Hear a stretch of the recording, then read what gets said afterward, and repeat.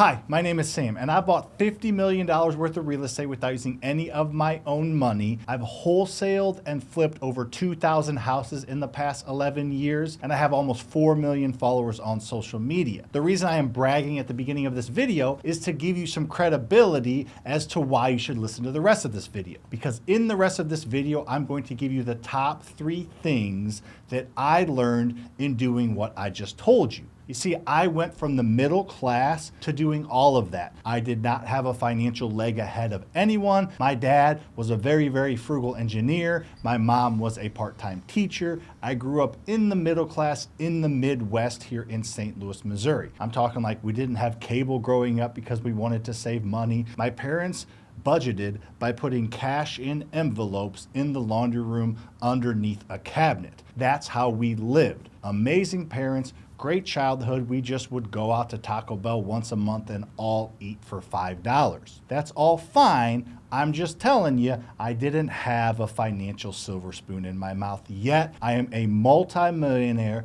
and created financial freedom all well before the age of 40 with these 3 things that I want to show you in this video. They're pretty simple, they're pretty powerful, and if you fully understand them, your life will change. If you're excited about learning what they are, hit the like button. The third one's gonna blow your mind. Number 1, let's come out swinging. Debt is the tool of the wealthy. You see, poor people, they spend all of the money that they make. And the middle class, they tend to save a vast majority of the money that they make. The upper class, of course, they invest the money that they make. But the financially free, the wealthy, that next level, they leverage other people's money to create wealth. Getting ahead financially requires owning assets, whether it be real estate or businesses. You need to own something that goes up in value and that produces cash flow if you want to make money while you're sleeping and if you want to make money that will substantially outpace your W-2 job and inflation. The problem is, coming from the middle class, and probably you're in the same situation, you don't have hundreds of thousands of dollars laying around every single year to go buy real estate or to go buy a business. So what you do is you do what wealthy people do, and you borrow the money to buy those assets and those businesses. Everyone that's super wealthy or even moderately wealthy does it. Let's take the top of the top. Elon Musk bought Twitter and started several companies by borrowing money. Twitter's a perfect example. He put up his Tesla shares to buy Twitter. He said, here's my Tesla shares as collateral. I'm going to buy Twitter with them. And then he went and he borrowed money from Bank of America, Goldman Sachs, and a ton of very, very wealthy people. And he said, hey, I'm going to use your money to buy Twitter. They're like, okay, what's the collateral? And he's like, my Tesla shares. So he used his Tesla shares as collateral to get into debt to go buy Twitter, so he didn't have to use any of his own money or very little of his own money to buy Twitter. Mark Zuckerberg did the same thing with Facebook. Jeff Bezos did the same thing with Amazon. I'm not as smart as any of those people, and I'm not going to start some big, huge tech company. So I just use those same principles, the leveraging other people's money, which is debt, to buy real estate. Real estate is the most abundant, most liquid, most proven asset class to own and invest in. So I just went with what we know works, and I used the strategies of the wealthy to buy them. That's how I bought 165 single-family rentals, apartment complexes, self-storage facilities, hotels, all through borrowing other people's money.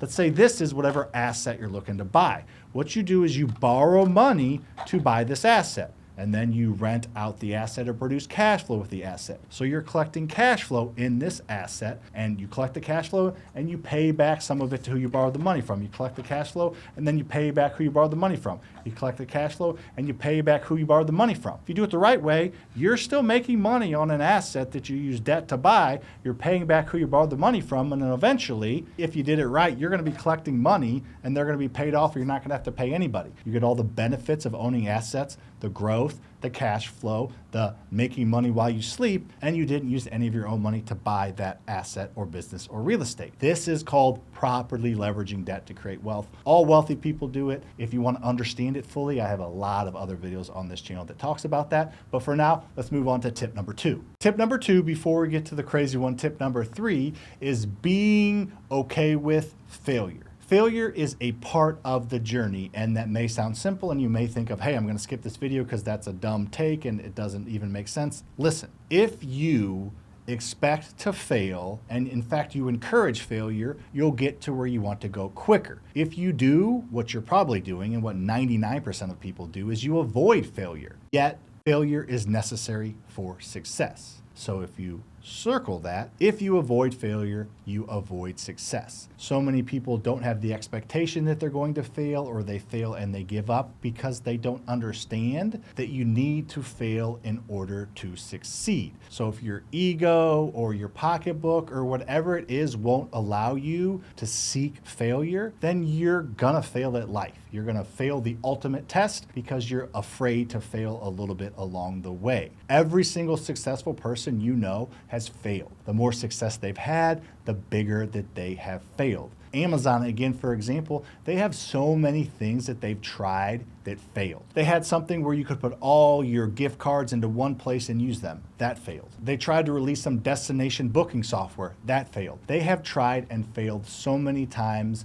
that led them to the correct path. You getting to where you want to go is going to take longer than you think, and you're going to fail more than you think you're going to fail. However, if you have the expectation that failure is necessary, failure is okay, and we learn from failure, you will get there much faster. The only real way to be successful is to fail. Just think about it. Every time you fail, you got upset, you maybe lost a little bit of money, but you learned. That is the best way to get ahead.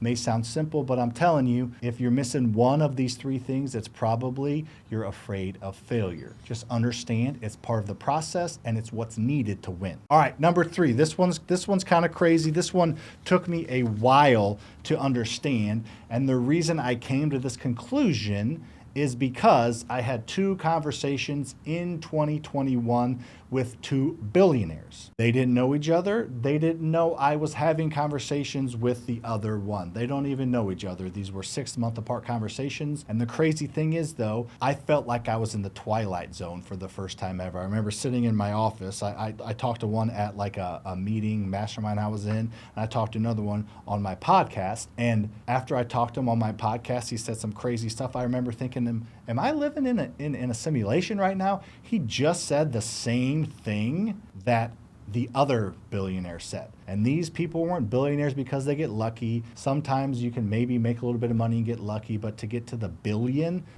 status, there's very little luck involved. It's all about the type of person you are. They weren't special because they were billionaires. They were billionaires because they were special. And what they told me was exactly the same thing. And this took me a while to fully understand. Money, it's not good. It's not evil. It's just energy that moves through society and is attracted to and sticks to those who provide solutions and chase solutions over chasing money. I can't tell you how long I chased money. And yeah, money would come every once in a while in waves and in droughts. But then once I fully grasped what they were saying, so I talked to them in like 2021-ish, by maybe 12, 18 months later, by 2022, 2023, I fully grasped what they were saying. I told myself that I'm not caring about money, I just want to provide solutions, but I didn't believe it. As soon as I truly believed that money was just energy, and it is mainly attracted to those who provide solutions. Of course, there's our, exceptions to the rule, but let's not chase exceptions. Let's chase the normality. Just like I always tell people with Dave Ramsey, there's one ultra wealthy person who didn't use debt. It's Dave Ramsey. Or you can chase the 99.99% of wealthy people that did use debt. So let's chase what traditionally works. So I finally fully grasped it, and I stopped worrying about making money. All I worried about was providing solutions, spending my time answering DMs, getting no monetary benefit from answering someone's question, just answering it and moving along, helping people, giving more to my church, and just not really worrying about how much money I was making, just worrying about providing solutions and helping people. Guess what happened? I started to make more money. The money started to come, but it's almost like the universe needs you to truly commit yourself to helping people, and then it will come. Over the past year or so, the economy's tightened, a couple of my businesses have struggled, and I started focusing on money and worrying about money. And guess what the money did? It dried up to a certain extent. Yes, that's me being a dumbass business owner. Yes, that's the economy to a certain degree, but I know a ton of people that are crushing it in this restricted economy.